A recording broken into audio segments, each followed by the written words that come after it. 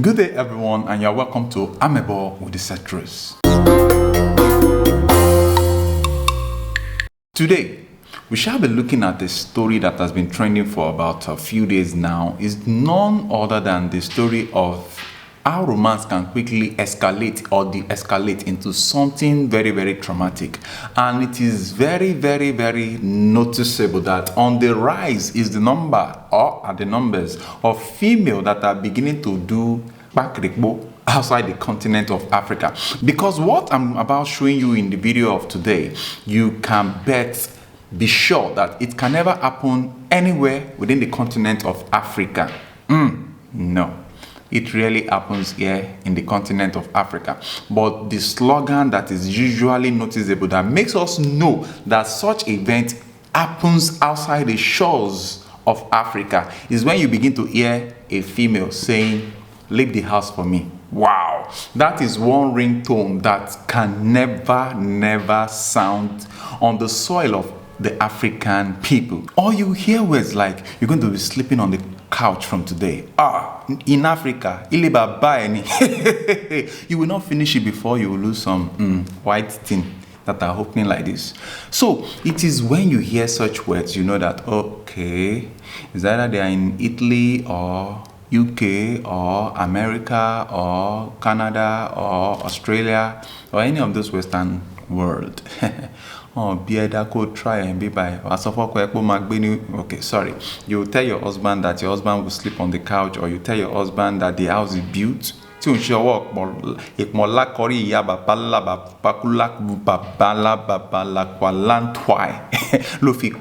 tell him to go out. You are a bunt. You are a funtuna. Because Africa is known to have men as the alpha and omega of what we call the family property or the home. But whenever they leave the shores of the country, it's like there is a transfer of ownership to female. And I think a lot of Nigerian ladies or a lot of Nigerian women are beginning to catch in on this opportunity to quickly change the ownership wheel, in the sense that they take up the responsibility of dealing with men the best way they think is possible within the confines of outside the continent of Africa. Wow. But without wasting much of your time, let's look at this video, and by the time you get back, we'll talk on this video. I'm telling you, this is my house. This is my house. What happened to my clothes? Leave my house. Why did you remove my clothes? None of my property here. Why did you remove my clothes? Why did you remove my clothes? They wash them. Why did you? You said that you want. All this while I'm going to be. That thing you kill me today. They do. Do what you want. This is where Papa don't say. That's why you don't know when to leave and when to stay. They do the good. Alex. They do the good. Alex, go. You see these children? Alex, go. They run up for government. Alex, go. You keep me today. You got to go. You keep me today. If I clean that today. They come down. They come down. Yes, your record is let me get my food. No. You keep me today. Don't worry. I beg you to leave in peace. You don't want to leave. You tell me to leave in peace. Because you want to fight. Don't worry. They do the go. Sure. You see my clothes? They do the go. You see my clothes? They do the go.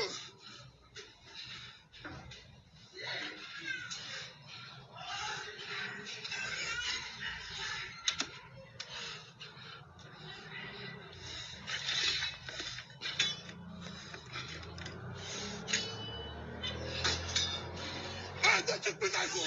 Don't took me life for. Don't took me life for. Don't took me life for. Don't took me life for.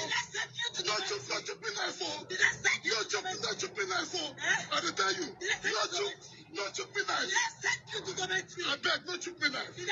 Now beg, I beg you, don't took me life for. I tell you, I don't carry knife for you. I don't carry knife for you. I don't carry knife for you. I tell you. Not took me knife. Not took me knife. I tell you, not took me knife. I don't do anything. Not took me knife for. Not took me knife. I tell you. Not took me knife. Not took me knife for. You don't go carry knife. Not took me knife. I tell you, not took me knife.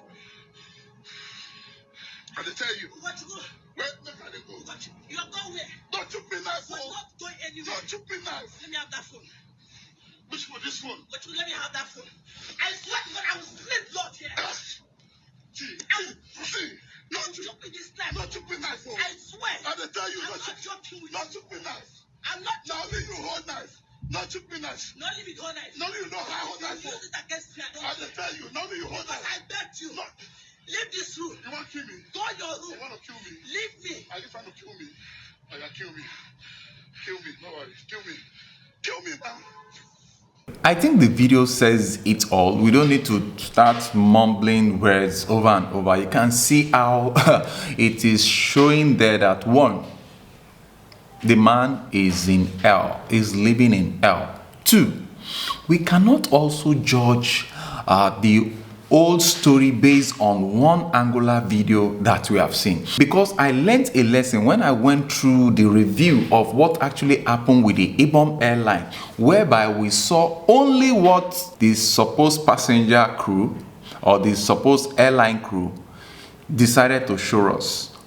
But by the time we saw the other side of the story, it was obvious that if we had gone with one-sided story, we might not be telling the actual truth, which was what necessitated me to delete the video I did on that Ibom Air. And as such, I put it to you that we might be looking for the part 2 of this story. But based on what we have as of today, we can bring out some lesson points. For those of you that are preparing to get married, please test the person you want to get married. Especially, I would recommend that you check each other's brain by taking yourself to the psychiatric to be sure. You might not know that maybe one of you might be having what we call orikpekpe demoin, which might be a situation that will be triggered in the nearest future, and it can even happen just a few minutes after your wedding, because wedding is just for hours.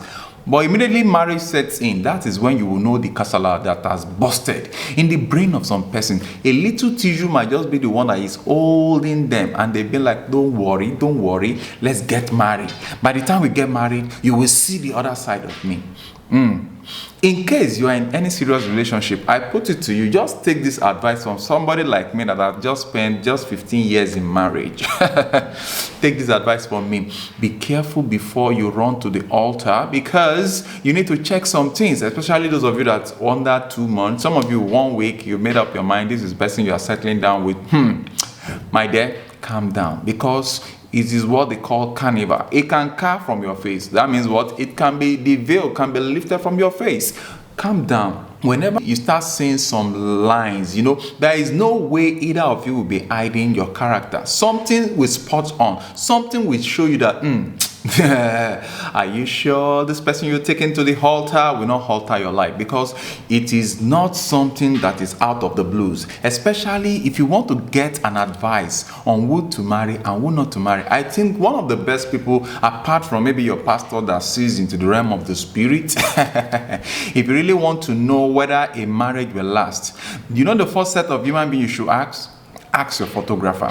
Because most times I cover events, I cover weddings and the likes. Sometimes I'm like, hey, is this what this girl is about getting herself into? And sometimes I'm like, is this what this boy is getting himself into? Oh my goodness, because you would have seen it there. Either of the two. Sometimes I see the level of anger. Sometimes you just ask them, please, can you just put up a smile? Don't be too serious. You see the reaction that comes in. You just have to just use your professional skill to just play around as if you did not notice it. And in my mind, I'll be like, wow, this is a timing bomb. This one can throw hot pot of soup on the spouse's head. A single word that did not actually mean as deep as our brain is interpreting it. So with that being said, please, if you are there, you're not yet married, be careful. And if you are married, please, whenever you see any of your spouse coming up with objects to attack you, that's a red flag. That means that person can add you to the statistics. And I'm sure none of you want to be added to the statistics of those that are going to be saying, hallelujah. If that is the case, before you even get married, before you even propose, please be sure that the temperament of your partner is something that you can tolerate for life. Because if you take a wrong woman or a wrong man to the altar, they will end up altering your life. I pray that our lives are not altered. Then for those of you that are already in this place, when you see all these telltale signs, it's time for you to run. Japa, the Bible did not say, oh, you man, you must die and be killed in marriage because that is what will take you to paradise. There is no paradise for you if you are killed in your marriage. The paradise is not all about you getting married. A lot of people are enjoying their life even without getting married. And it's not going to be everybody that will be married. Yes. So if you know that marriage is not your thing, please stay on your lane. Stay on your own. Stay out of putting others in jeopardy. I don't want to talk about this woman. I just want to pick a lesson from this so that those of you that are here, and those of you now that everybody is trying to relocate from one African country to the other, please have a rethink. Check your spouse. Check your spouse, because that spouse of yours that you think is very gentle, is very obedient, like an obedient she-goat, she might not be who you thought she was or she is, and he might not be the boy that you think he is. It is when Benjamin Franklin notes get into their hands, then you begin to realize who they really are. So if you see that you've already gotten married to a woman and you know that she has some level of madness that comes intermittently, please let that woman stay in the African country that you belong. Keep her at home. Be sending money from there to her and be traveling down to come and check up on her. And please, this will save you. Because what will it profit you after you've suffered for everything, and just because somebody you call your spouse discover that over there is change of baton, that the women can do bere. It is she decided. You can say I'm almost using E for her, because she in.